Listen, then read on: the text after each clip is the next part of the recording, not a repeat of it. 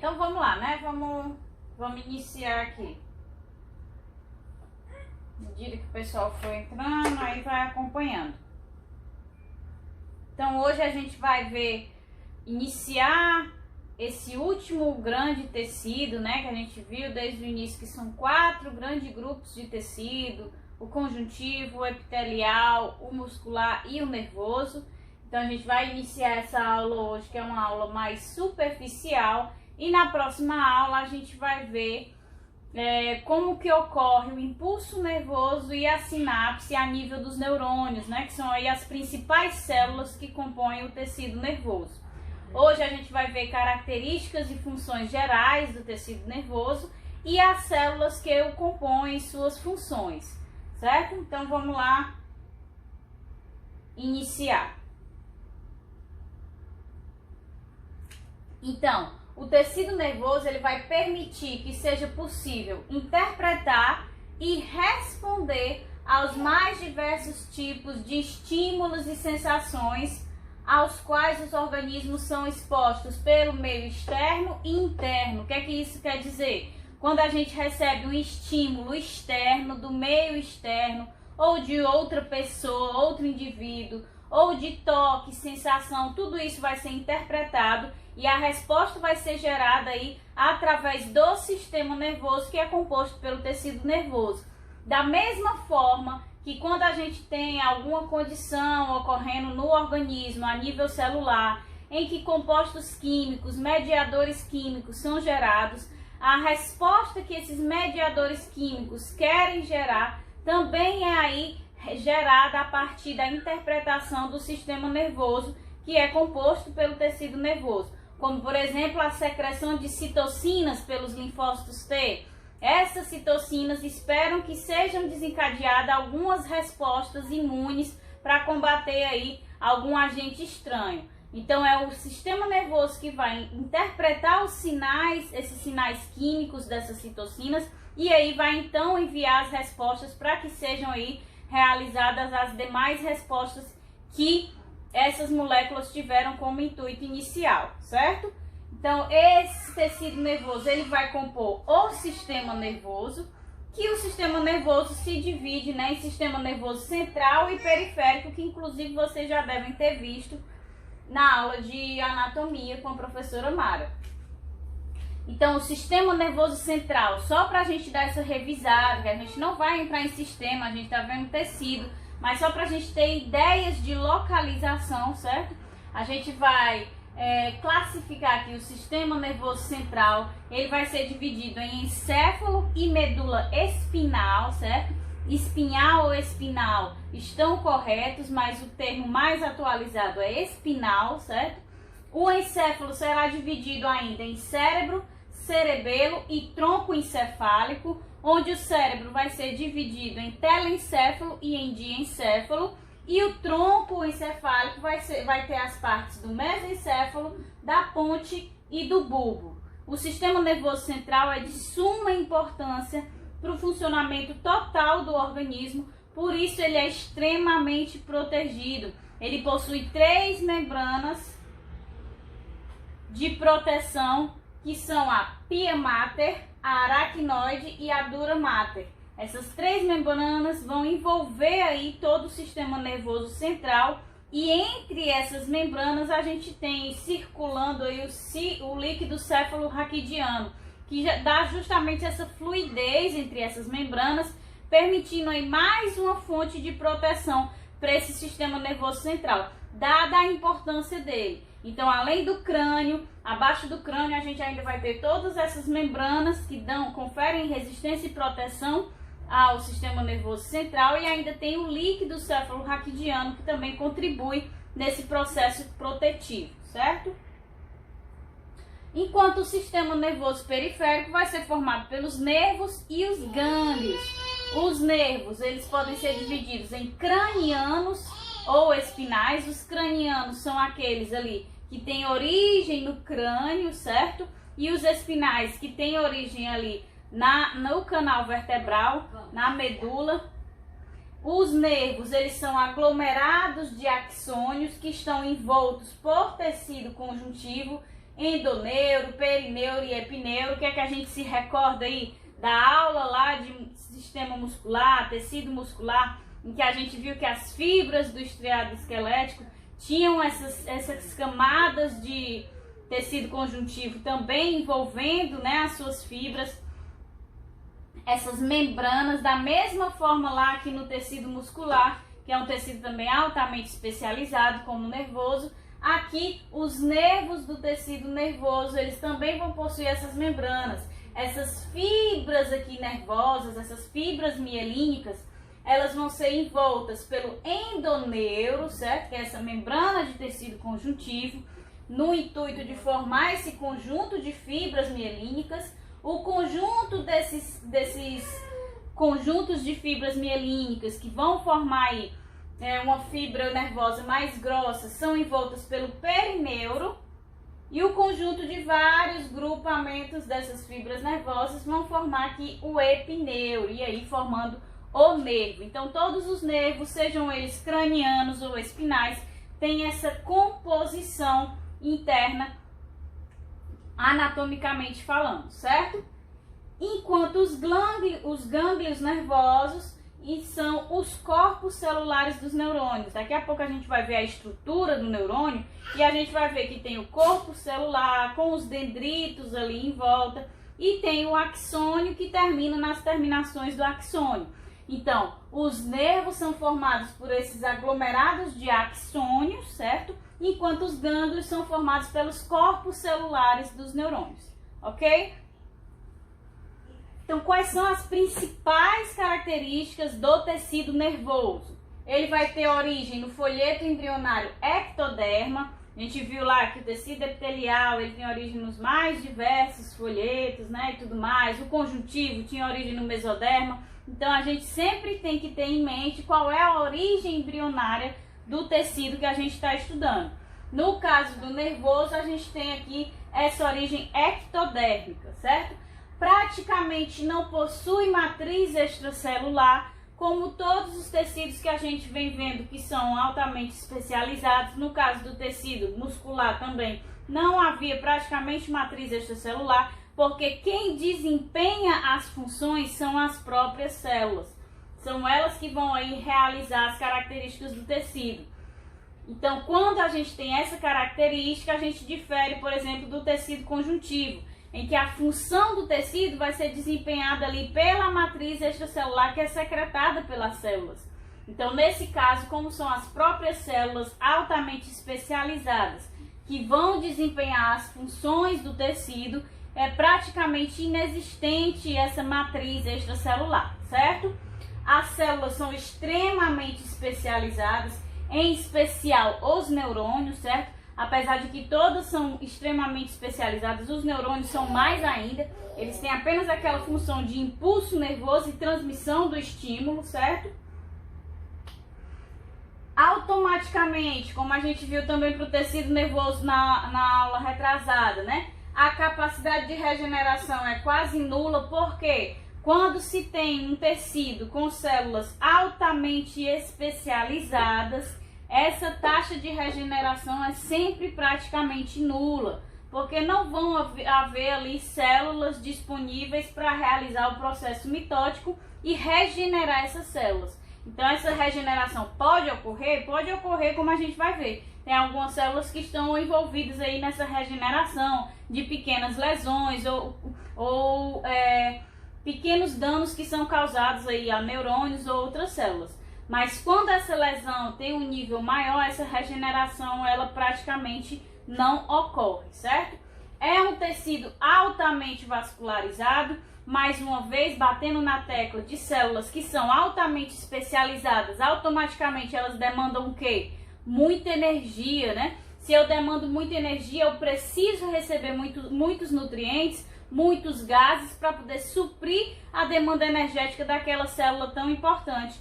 E esse suprimento de nutrientes, de gases, ele nunca pode ser deixado de lado, vamos dizer assim, porque são células essenciais para o funcionamento do organismo. Então, por isso que em todos os pontos há vascularização para o tecido nervoso, certo?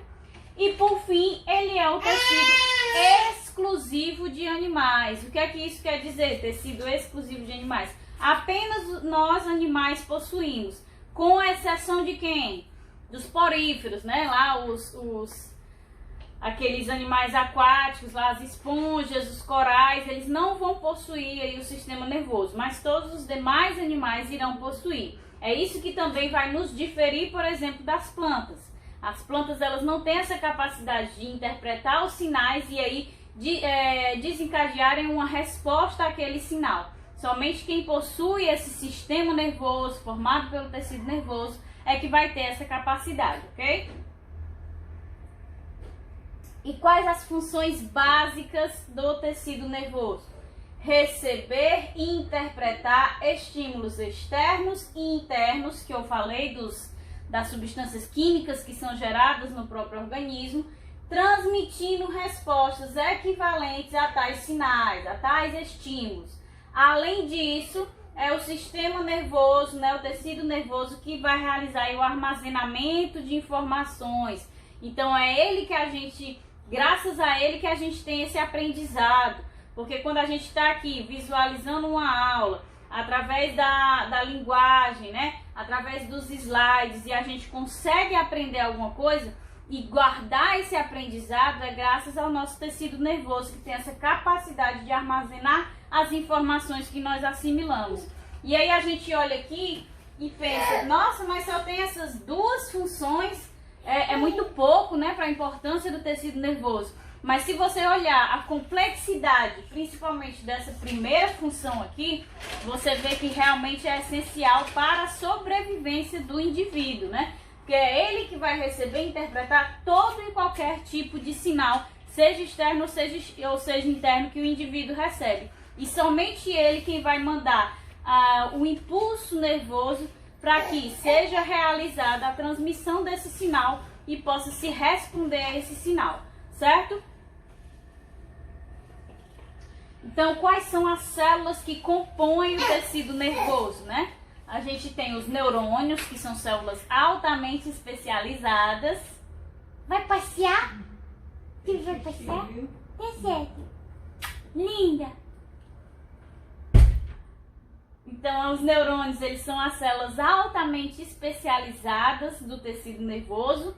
E a gente também tem ainda no tecido nervoso as células da glia compondo esse tecido. E que células são essas, né? Existem várias células da glia que são aí classificadas. Os astrócitos, as células de Schwann, os oligodendrócitos, as ependimárias e as micróglias, que a gente vai ver, certo?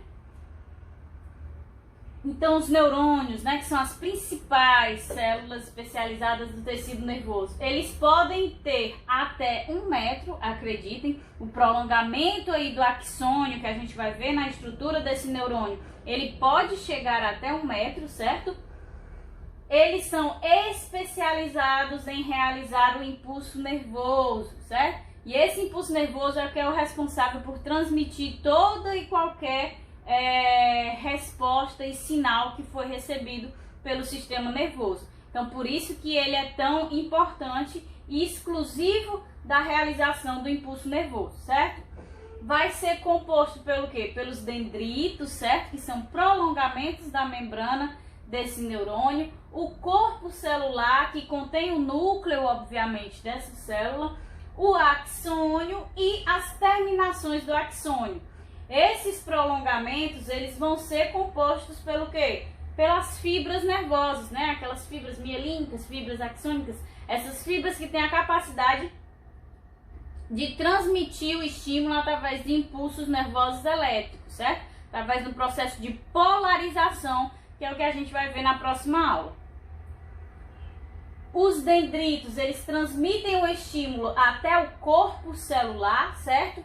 O axônio transmite o estímulo recebido do corpo celular para as terminações dos axônios pelo impulso nervoso. Então, o que é que a gente pode deduzir aqui? Se isso aqui é obrigatório, eu deveria ter colocado aqui um obrigatório bem grande para ficar mais claro. Então, sempre o estímulo é recebido nos dendritos. Esses dendritos transmitem esse estímulo para o corpo celular. Do corpo celular, o estímulo vai para o axônio. Esse axônio transmite esse estímulo através do impulso nervoso para as terminações nervosas do axônio, que vão aí secretar neurotransmissores, que vão desempenhar as respostas necessárias, ou então aí fazer o processo de sinapse, que vai transmitir esse sinal para outro neurônio e aí ir propagando esse impulso nervoso, certo? Então, o que a gente pode compreender nisso é que o impulso nervoso ele é sempre o quê?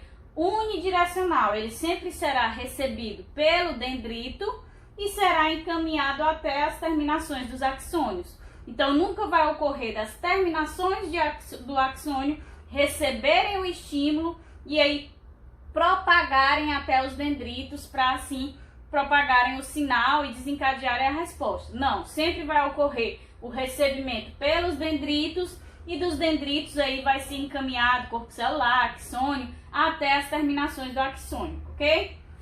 Então, associa-se às células da guia para uso auxiliar. A gente vai ver que os neurônios são extremamente importantes e tudo mais, devido a essa especialização na realização do impulso nervoso, mas eles precisam do auxílio das células da glia. Por isso que existem as células da glia também na composição do tecido nervoso.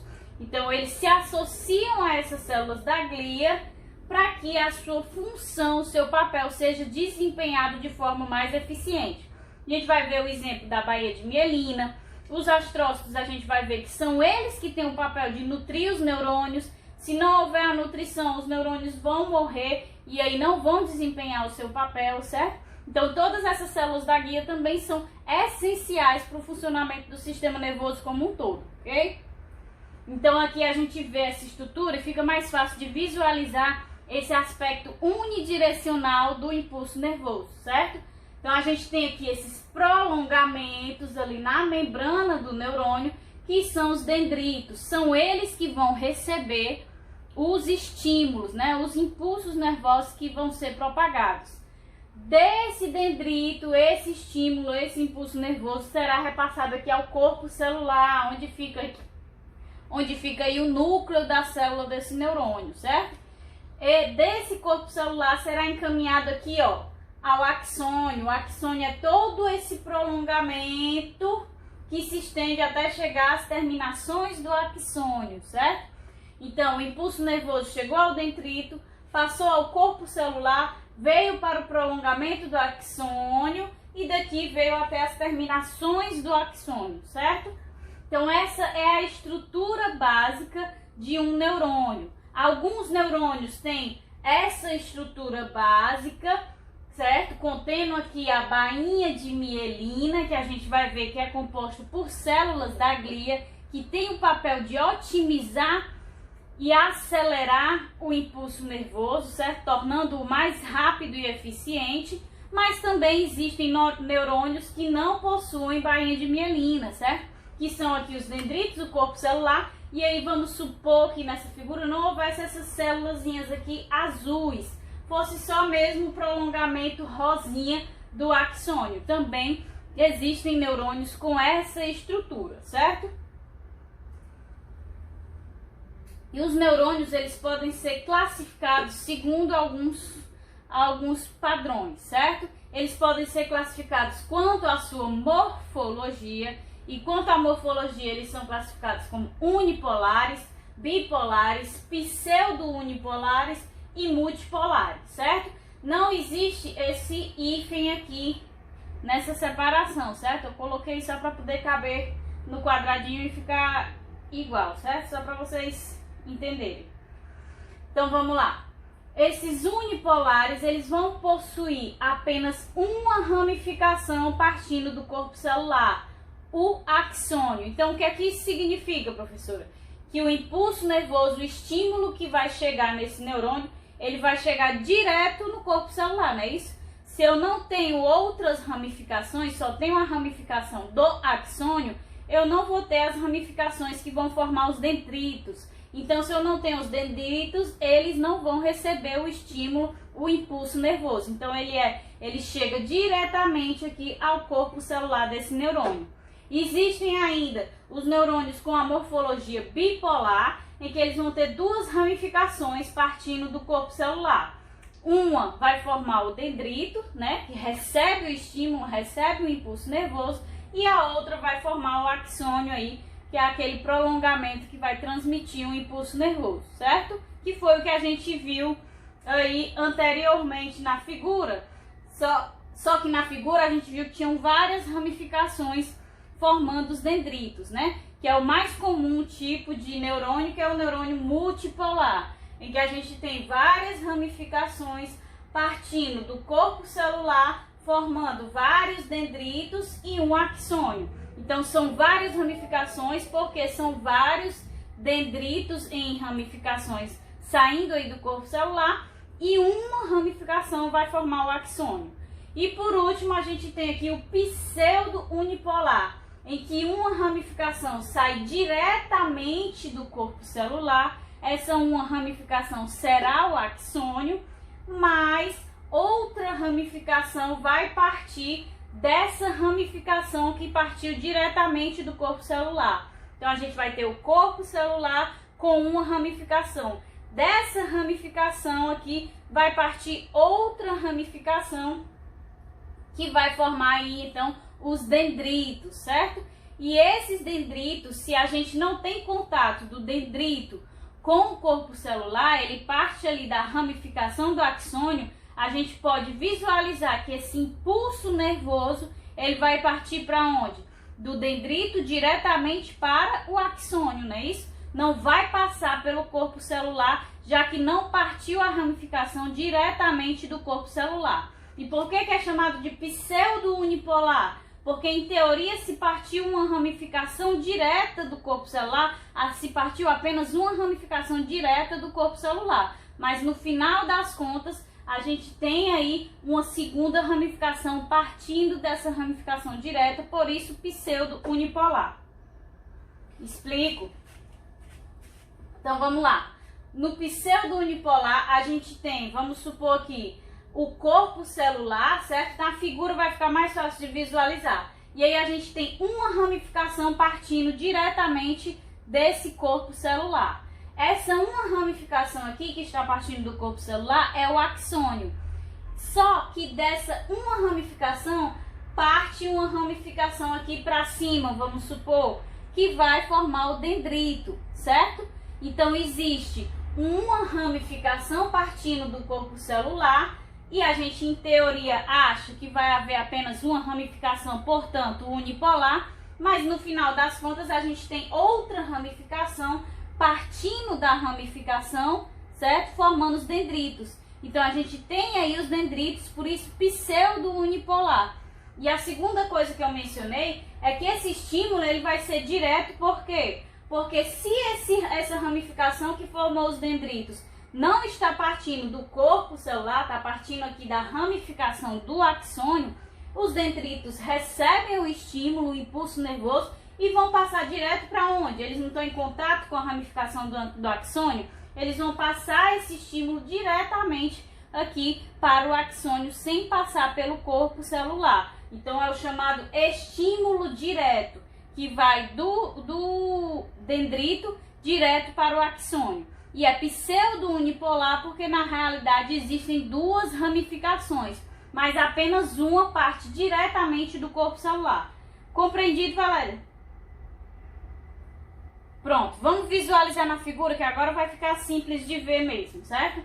Então a gente tem aqui, vamos começar com o unipolar, certo? Então a gente tem aqui apenas uma ramificação, parte aqui do neurônio. Nesse caso aqui, esse neurônio unipolar, ele tem o que? Ele tem ramificações partindo do axônio, então ele tem a formação dos dendritos, certo? Ou seja, esses dendritos irão receber o estímulo ou o impulso nervoso e transmiti-lo diretamente para o axônio, que vai encaminhar aqui para as terminações do axônio, mas a grande maioria dos neurônios unipolares possuem apenas uma ramificação, que vai formar o axônio. Então, o estímulo vai ser recebido pelo corpo celular, certo? E transmitido para o axônio até chegar aqui às terminações do axônio, certo? Então, dentro do unipolar, a gente tem essas duas possibilidades. a não existência dos dendritos, certo? Apenas uma ramificação de fato partindo do corpo celular e a existência dos dendritos aí que podem transferir diretamente o estímulo deles para o axônio. Então a gente tem aqui a segunda formação, que é o vamos para o bipolar, né? Vamos seguir o que a gente fez para não confundir. Então a gente tem o bipolar, que é o normal, a gente tem uma ramificação dando origem aos dendritos, certo? E a segunda ramificação dando origem ao axônio, que é o mais comum. Os dendritos aqui nessa parte irão receber o estímulo ou o impulso nervoso, transmitir ao corpo celular, o corpo celular transmite ao axônio, que vai transmitir até chegar às terminações do axônio. Então esse é o bipolar, duas ramificações partindo do corpo celular. O multipolar, que é o mais comum, que mais existe, é esse aqui que a gente consegue visualizar esses vários prolongamentos formando os dendritos. Então a gente vê que existem várias ramificações partindo diretamente do corpo celular. Ah, professora, eu estou vendo aqui que existem prolongamentos no unipolar, existem prolongamentos no bipolar, então não é várias ramificações? Não, porque o que está partindo do corpo celular é apenas uma ramificação, certo? E aqui no caso são várias ramificações. Quando nós temos, já respondo, certo? Quando nós temos várias ramificações partindo do corpo celular, dando origem aos dendritos, e outra ramificação dando origem ao axônio, a gente vai ter o tipo de neurônio multipolar, porque existem essas várias ramificações, certo? Não, nós temos todos os tipos. Todos esses tipos aqui a gente tem, certo? E por último, que é o que a gente estava discutindo, é o pseudo-unipolar, certo? O pseudo-unipolar, ele indica pra gente que existe apenas uma ramificação partindo do corpo celular. Sendo que essa ramificação principal vai dar origem a quê? Ao axônio e aos dendritos. Ele vai partir uma segunda ramificação aqui dessa ramificação direta do corpo celular. Então, que a gente viu também que esse tipo de neurônio pseudo-unipolar, ele vai propagar o sinal aqui dos dendritos diretamente para o axônio sem passar pelo corpo celular. Ele é pseudo-unipolar porque quando a gente olha, a gente vê apenas essa ramificação direta saindo do corpo celular, certo? Mas quando a gente vê aqui estruturalmente esse neurônio, a gente vê que tem essa divisão dessa ramificação direta nos dendritos e nos axônios, formando assim um pseudo-unipolar, certo? Então, a gente vê aqui que os neurônios multipolares, que são os mais comuns que compõem o nosso tecido nervoso, ele na figura ele está representado com o quê? Com a bainha de mielina, né? Que a gente vai ver depois o que é. Então, os demais que também existem no nosso tecido nervoso, também compõem o nosso tecido nervoso, já não tem essa bainha de mielina, mas também são essenciais para o funcionamento do nosso tecido nervoso, do nosso sistema nervoso em si, certo? Mas esses aqui que são os mais eficientes por quê? Porque automaticamente se eu tenho mais prolongamentos, a minha capacidade de receber os estímulos, os sinais, ela se torna muito mais rápida e mais eficiente. Ao mesmo tempo em que esse estímulo ele é recebido de forma mais rápida e eficiente, ele também vai ser propagado mais rápido e eficiente devido à presença aí da bainha de mielina. Então esses neurônios, eles são a grande maioria porque são eles que vão estar mais diretamente relacionados à transmissão de impulsos nervosos essenciais ao funcionamento do organismo como um todo. Então por isso que eles têm que ser otimizados, ou seja, tem esses vários prolongamentos de recepção de sinais e aí a presença da bainha de mielina para otimizar esse impulso nervoso, certo? Mas é importante que a gente saiba que também há a presença desses demais neurônios, ok? Vamos lá. Ainda, além da classificação morfológica, a gente também pode classificar os neurônios fisiologicamente, certo? Esses neurônios podem ser classificados fisiologicamente como sensitivos ou sensoriais ou aferentes, ou motores, que também são chamados de eferentes, ou associativos, que também são chamados de mistos ou interneurônios, certo? Os neurônios sensitivos, eles vão conduzir os sinais recebidos pelos órgãos sensitivos ou pelas células sensoriais para o sistema nervoso central. Ou seja, vamos supor que a gente recebeu aqui, um toque, pronto, tato. A gente recebeu um tato, um toque, né? E aí, pelas células sensoriais aqui, que a gente viu na revisão da aula passada, que é responsável pela sensação de tato ali, a pele. Então, quando houve esse toque, a gente enviou um sinal via neurônio, certo? E esse sinal ele vai ser propagado até chegar ao sistema nervoso central. E aí a gente vai entender, recebi um toque, ou encostei em algo quente, ou encostei em algo gelado, certo? Então esses neurônios, eles são chamados sensitivos, que eles sentem o sinal externo e aí a gente só vai entender o que aconteceu quando esse sinal chegar aí no sistema nervoso central, que é rapidamente que isso acontece, certo? Já os neurônios motores ou eferentes, eles vão conduzir os sinais do sistema nervoso central para os órgãos efetores, como os músculos e as glândulas. Então, o sistema nervoso central envia para mim o sinal de, eu quero beber água. Então, eu tenho que enviar o sinal de contração lá para o meu músculo, que a gente viu, né? Assim que o músculo contrai, as fibras têm que receber o sinal do nervo motor, né? Do neurônio motor. Então, recebeu esse sinal aí que eu tenho a capacidade de fazer a contração para beber água e tudo mais. Então, esses neurônios, eles têm que receber o sinal do sistema nervoso para efetuar uma ação. Já que o sensitivo, ele recebe a ação para depois interpretar o que foi que aconteceu, certo? E o último tipo são os neurônios associativos ou interneurônios, que tem a capacidade de fazer a ligação entre os neurônios sensitivos e os neurônios motores, certo? Então, às vezes, por exemplo, eu estou perto do fogão, estou chegando em algo quente. Eu senti, as minhas células sensoriais sentiram aquela sensação de quente.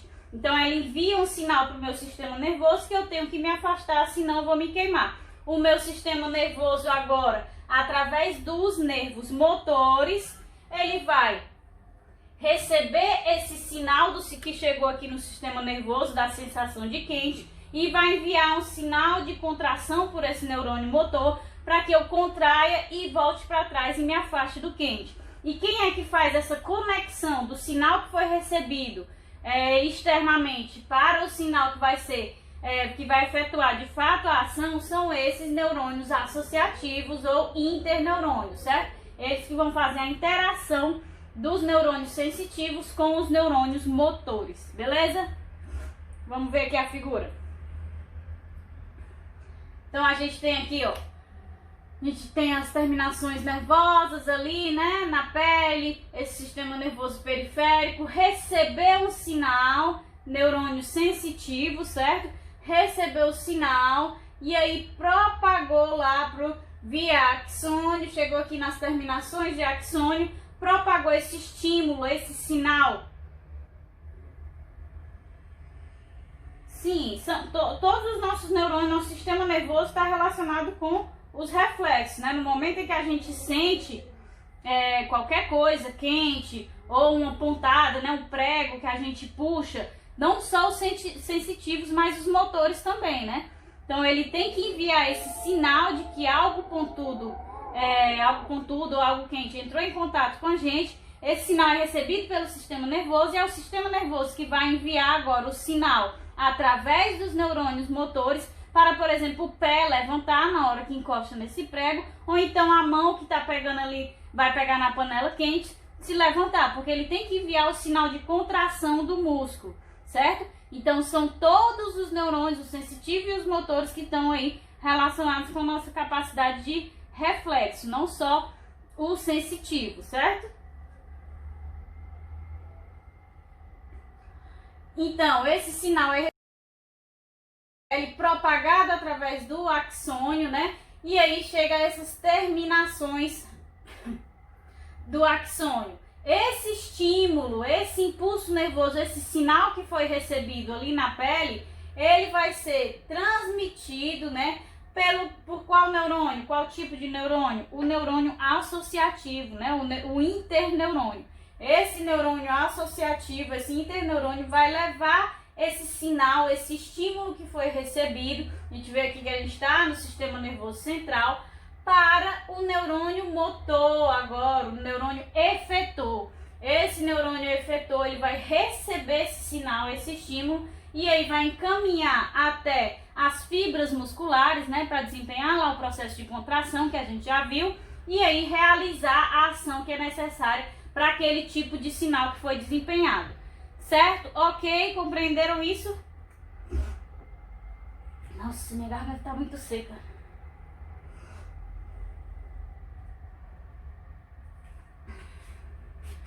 E por último, a gente tem ainda uma última classificação desses neurônios, certo? Eles podem ser classificados quanto à sua localização estrutural, certo? Com as suas partes que ficam localizadas aí no crânio ou na medula espinal, certo? Então eles vão ser classificados em substância branca ou substância cinzenta, vão compor aí a substância branca ou a substância cinzenta.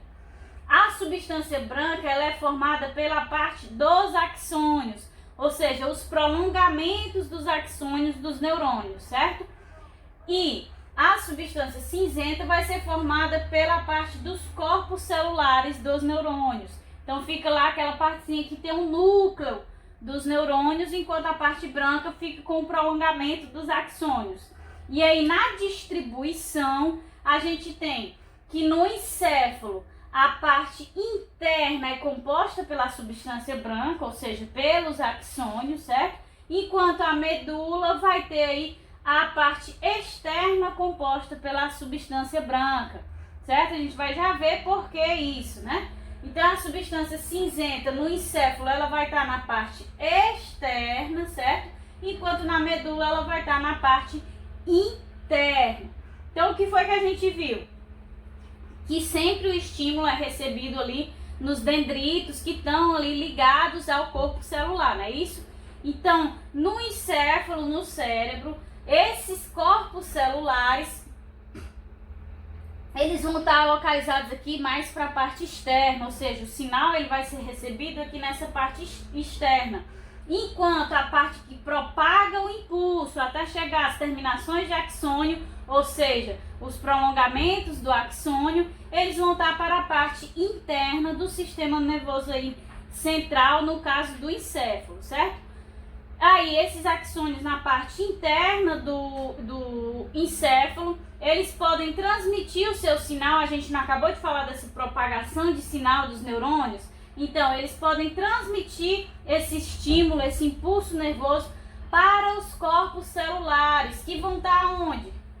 Na parte interna da medula, né? Então, saiu aqui do encéfalo, chegou na medula, esse axônio que estava no centro, né, do encéfalo, ele transmite o sinal para o centro, fica mais fácil ele transmitir esse sinal para o que estiver no centro. E no caso da medula espinal, o que é que está no centro? Aqui, é os corpos celulares, que é justamente quem tem que receber os estímulos ou os impulsos nervosos, que sempre se dá diretamente do corpo celular, dendrito, corpo celular, para axônio, não é isso? E aí esses axônios, e depois que a medula espinal recebe no seu centro esse impulso nervoso propagado pelos axônios, né? Ele vai receber no centro, através dos corpos celulares, e vai propagar através dos filamentos de axônio que estão para a superfície externa da medula. E são esses prolongamentos de axônio que estão direcionados para a parte externa da medula, que também vão transmitir o impulso nervoso para quem? Para os neurônios do sistema nervoso periférico agora, né? Os nervos ou os gânglios nervosos. Então ele vai propagar esse impulso nervoso, esse estímulo para os corpos celulares desses componentes. Compreenderam essa diferenciação que é a nível evolutivo realizada para que facilite, para que aumente cada vez mais a eficiência de propagação desse impulso nervoso? Então vamos ver aqui, ó. Então a gente tem aqui que no encéfalo a substância cinzenta fica para o lado externo do encéfalo, né? Que são aqui os corpos celulares dos neurônios, certo? Enquanto os prolongamentos de axônio ficam aqui para o centro do encéfalo, onde eles vão, o corpo celular vai receber o impulso, né? O estímulo, o sinal externo, vai propagar esse estímulo, esse impulso nervoso para os prolongamentos de axônio, que é já aqui a substância branca no encéfalo. Esse sinal que vai ser propagado agora das terminações do axônio para os neurônios que estão ali na medula espinal, eles têm que encontrar o quê? Os corpos celulares. Então a região interna da medula espinal, ela vai ser composta aí pela parte cinzenta, que é a parte composta pelos corpos celulares dos neurônios. Então esses axônios aqui conseguem transmitir esse estímulo, esse impulso nervoso para os corpos celulares internamente da medula espinal, e aí esses corpos celulares propagam o estímulo, o sinal para as terminações do axônio, aqui a substância branca que fica na medula para a parte externa, podendo assim ser propagados aí para os nervos e os gânglios nervosos do sistema nervoso periférico, para efetuar a parte de contração, né, muscular e tudo mais, realizar a ação em si para o qual aquele sinal foi enviado. Beleza? Acho que quanto aos neurônios, a gente finaliza aqui essa descrição mais morfológica, fisiológica, etc. Na aula que vem é que a gente vai ver a nível celular, né, a nível dos neurônios, como é que ocorre o impulso nervoso e a sinapse, que é uma partezinha mais aplicada. Então, na próxima aula, que vai ser nossa última aula de conteúdo em si, né, que a gente vai ficar vendo só as lâminas agora, é a parte histológica mesmo desses tecidos. Então, na próxima aula que a gente vai ver essa partezinha mais aplicada, ok? Então, agora a gente vai descrever as células da glia.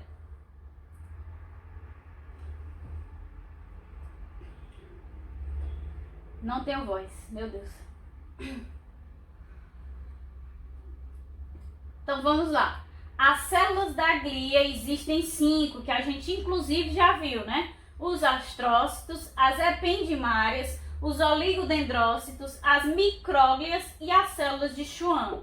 Então essas células da glia, elas são uma espécie de cola que vai ter por função auxiliar os neurônios, como eu disse lá na descrição dos neurônios, né, que ele se associa às células da glia para otimizar o seu funcionamento.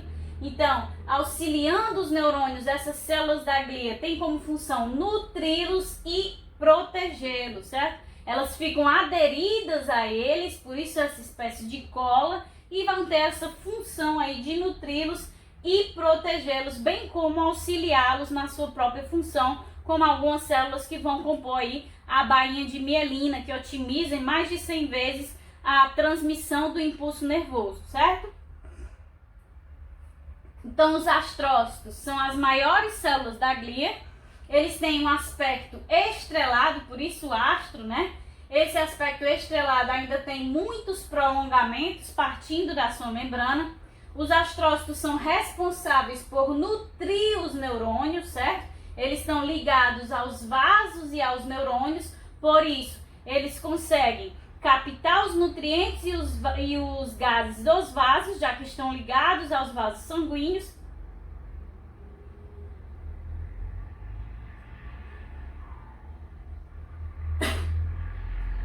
Então, esses astrócitos conseguem captar nutrientes e gases desses vasos sanguíneos, já que estão ligados a esses vasos sanguíneos, e transferir esses nutrientes e esses gases aos neurônios, porque também estão ligados a eles, certo? Além disso, eles vão realizar a sustentação física dos neurônios, né, dando certa estabilidade e proteção aos neurônios, porque porque eles unem o tecido nervoso à pia mater, ou seja, eles se ligam aos neurônios e também se ligam à pia mater. Lembra lá no início da aula que eu falei que o sistema nervoso central, devido à sua grande importância, era protegido por 3 membranas, pia mater, dura mater, aracnoide. Pois é, então os astrócitos, eles se ligam aos neurônios e também a essa membrana pia mater, dando certa estruturação, certa sustentação aí a esses neurônios, ou seja, ao tecido nervoso em si, certo? Além disso, os astrócitos é que têm a responsabilidade de substituir o tecido nervoso lesado, ou seja, regenerar aqueles neurônios que sofreram certo tipo de lesão, certo? Mas isso vai ocorrer, como a gente viu nas características do tecido nervoso, a uma taxa muito baixa, e se esse nível de lesão tiver sido um nível de lesão muito simples, por exemplo, um dano no dendrito ou um dano mínimo aí no prolongamento do axônio, mas quando há destruição completa do neurônio, raramente irá, ainda mais quanto mais velho o indivíduo fica, né? Quanto mais idade tem esses neurônios, então essa regeneração ela vai ocorrer em taxas muito baixas. Mas quando ocorre, aqui são essas células da glia que estão relacionadas a esse processo de regeneração do tecido nervoso, certo? Então, na substância branca, eles são chamados de fibrosos, porque possuem poucos prolongamentos, mas são prolongamentos longos. Substância branca é o quê? Aquela que está lá com os axônios, né? Está presente os prolongamentos dos axônios. Então, ele está nutrindo aquela parte ali dos axônios. Então, ele tem poucos prolongamentos, mas longos prolongamentos, permitindo que eles se liguem a vários axônios de vários neurônios, certo? E são chamados de fibrosos, por formar essa rede de fibras. Já na substância cinzenta, que é formada pelos corpos celulares dos neurônios, eles vão ser chamados de protoplasmáticos, e que vão ter vários prolongamentos, mas serão prolongamentos mais curtos, certo? Não vai ser necessário que eles sejam tão longos, porque eles já conseguem interagir ali com os corpos celulares desses neurônios, certo? Também tendo a mesma função de nutrição, proteção, sustentação, certo? Então aqui fica claro, ó, o astrócito, ele está ligado ao vaso sanguíneo, dessa forma que ele consegue obter os nutrientes e os gases que vão aí ser direcionados para os neurônios, certo? E aí eles vão interagir aqui, nesse caso está mostrando ele interagindo com os axônios, né, desses neurônios. Então eles vão se ligar a esses prolongamentos do axônio, nutrindo essas células, bem como também aqui ele está nutrindo o quê? As células da bainha de mielina, que a gente vai ver. Então ele tem esse papel de nutrir todas essas células, ok? Então aqui essa figurinha fica mais fácil de visualizar o papel do astrócito. Aqui a gente tem os oligodendrócitos, certo? Tira esse G aqui, certo? Foi um G a mais. Então os oligodendrócitos, eles vão ser células bem menores do que os astrócitos. Eles vão ter poucos prolongamentos e eles vão compor a bainha de mielina dos neurônios do sistema nervoso central, certo?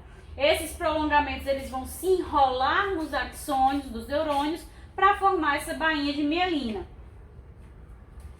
Então a gente tem aqui, ó, o oligodendrócito com alguns poucos prolongamentos partindo aqui da sua membrana. Esses prolongamentos eles vão se enrolar sobre os axônios, formando a bainha de mielina. Aqui a gente não consegue visualizar, mas do outro lado tem outro oligodendrócito com um prolongamento aqui se enrolando, certo? Então a gente vê que esse daqui está formando essa parte da bainha de mielina e esse enrolamento é que vai formar aí essa bainha de mielina, que é essencial no aumento da velocidade de transmissão desse estímulo, desse impulso nervoso, certo? Mas é importante que vocês saibam que o oligodendrócito ele está relacionado A formação da bainha de mielina nos neurônios do sistema nervoso central. Já no caso do sistema nervoso periférico, a gente vai ter essa formação relacionada aqui às células de Schwann, certo?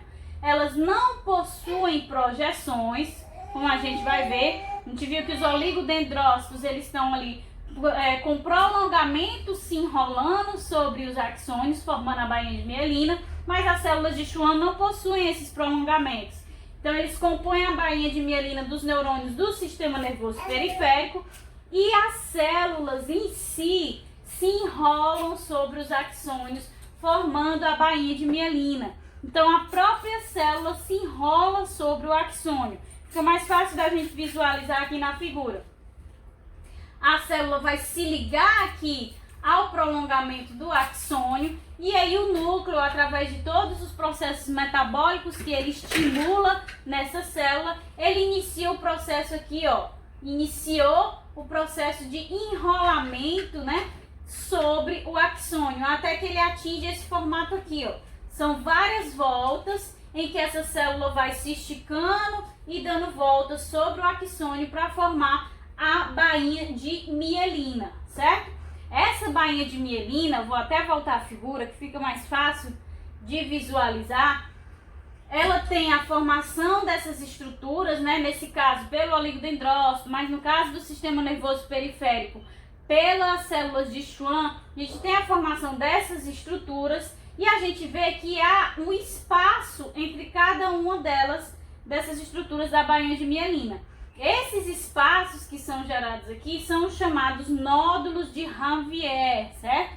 E é graças a isso que a gente consegue aí saltar a transmissão do estímulo, impulso nervoso em si, certo?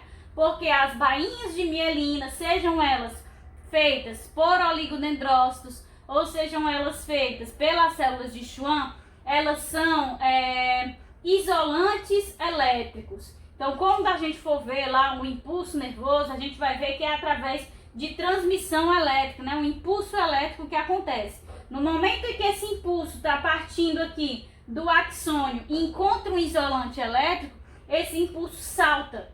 E vai saltar para onde?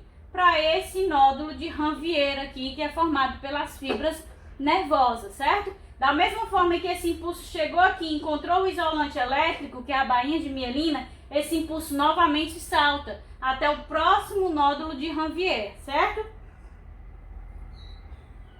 Então, essa bainha de mielina, que é formada pelos oligodendrócitos no sistema nervoso central ou pelas células de Schwann no sistema nervoso periférico, ela vai ser responsável por formar um isolante elétrico que aumenta em 100 vezes a velocidade de transmissão do impulso nervoso. Entre cada elemento dessa bainha de mielina, vai existir os nódulos de Ranvier, formados por nós neurofibrosos, que vão aí ter essa função de saltar os sinais dos impulsos nervosos por cima do isolante elétrico, que é a bainha de mielina. Certo? A gente vai ver em detalhes na aula que a gente vai ver do impulso nervoso. Mas vocês compreenderam em aspectos gerais como é que isso acontece? Certo. Então, a gente tem ainda as micróglias e as ependimárias, né? As micróglias, elas vão ser as células de defesa. Obviamente, se o tecido nervoso é um tecido tão importante para o indivíduo, a gente precisa ter um mecanismo de defesa imediato, né? Algo inato. Como a gente sabe, a imunidade inata, ela é composta aí por vários elementos e dentre eles, um dos mais importantes é a presença das células fagocitárias, né? Então, é uma imunidade inata, ela é rápida, ela é imediata, ela ocorre no momento em que há o contato. Então, no sistema nervoso, no tecido nervoso, existirão essas micróglias, essas células de defesa, que nada mais são do que o quê? Macrófagos super especializados, de origem mesodérmica, certo? Que são células fagocitárias, ou seja, é uma imunidade inata do tecido nervoso. São células altamente especializadas que estão ali para proteger as células do tecido nervoso. Sejam elas os neurônios, principalmente, mas também as células da glia, que são essenciais para aquele funcionamento do tecido nervoso. Elas são células pequenas com inúmeros prolongamentos de membrana. Por quê? Se são células fagocitárias, elas vão ter essa capacidade de fagocitar qualquer agente estranho que esteja interferindo no funcionamento do tecido nervoso. Para isso, esses prolongamentos que existem nas células fagocitárias no geral ajudam, contribuem para que essa função seja desempenhada de forma mais rápida e eficiente, certo? Então, nada mais são do que células fagocitárias. Aqui na figura a gente vai ver, fica melhor de visualizar. Além dessa função, a função mais importante, né, que é a função de defesa dessas micróglias, dessas células fagocitárias, elas também têm vários papéis importantes. Da mesma forma que as demais células fagocitárias, como neutrófilos, como as células dendríticas, essa célula fagocitária altamente especializada, a micróglia, ela também tem a capacidade de secretar citocinas. Então, elas estão relacionadas aqui ao desenvolvimento e o crescimento dos neurônios. Então, essas micróglias, elas secretam fatores de crescimento do neurônio, quando esse neurônio está se formando. Então, ela ajuda no crescimento e no desenvolvimento dos neurônios. Além disso, vão ter esse papel aqui na defesa, né? Na fagocitose de agentes estranhos, onde esses prolongamentos de membrana aqui, ó, facilitam a captura desse agente estranho para que ela possa aí, ingerir, fagocitar esse agente estranho para então processá-lo e aí eliminá-lo, certo? Além disso, ela também vai ajudar o oligodendrócito a realizar o processo de mielinização, ou seja, de se enrolar aí no prolongamento de axônio dos neurônios do sistema nervoso central, certo? E por último, ela também tem a capacidade de associar aqui, de transmitir o impulso nervoso entre neurônios, né? Que é a capacidade sináptica. Então a gente vai ver como ocorre a sinapse, mas a gente não vai entrar em detalhes como isso é realizado aqui através da função das micróglias. Então é importante apenas que vocês fiquem sabendo que elas também podem contribuir na ocorrência da sinapse, na transmissão desses sinais, na propagação desses sinais entre um neurônio e outro. Então elas têm todas essas funções, principal função de defesa, mas também tem função no desenvolvimento e crescimento dos neurônios, tem função aí na formação da bainha de mielina para otimizar o processo de transmissão do impulso nervoso e também tem função aqui, ó, na propagação do impulso nervoso a outro neurônio, certo? Um papel sináptico, de simulação sináptica, certo? E por último, a gente vai ter aqui as ependimárias, que vão ser... é importante só ressaltar que eu não destaquei para vocês, mas vocês viram que as micróglias, elas têm origem lá mesodérmica, né? Certo? Elas não vão ter a origem ectodérmica como as demais células do tecido nervoso. Elas vão ter origem mesodérmica porque elas têm essa função aí, porque elas são diferenciações dos macrófagos de forma altamente especializada, certo?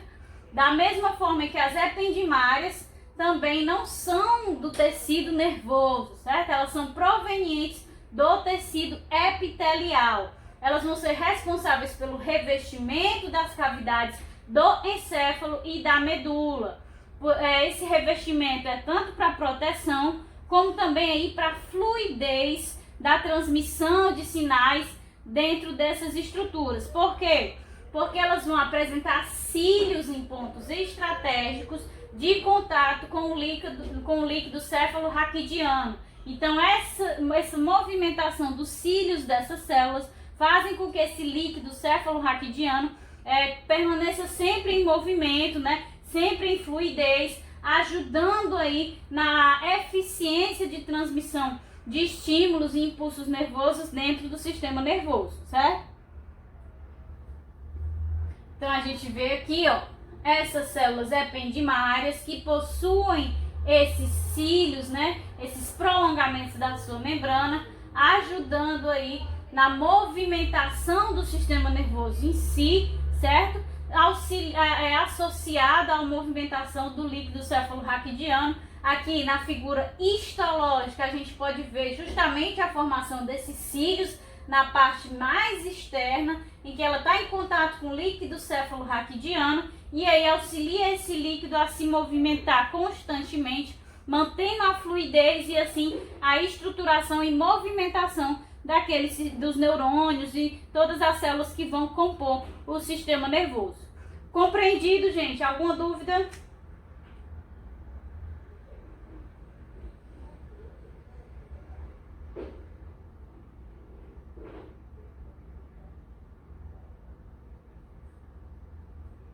Tudo ok? Então fica combinado para a gente se encontrar 1 hora para anatomia. Pronto, pois assim que eu terminar eu envio as questõezinhas a vocês, certo? São aquelas questõezinhas simples novamente. E aí a gente se encontra 1 hora para revisar o sistema muscular, certo? De forma bem geral mesmo, tá? Obrigada, gente. Bom dia. Até mais tarde.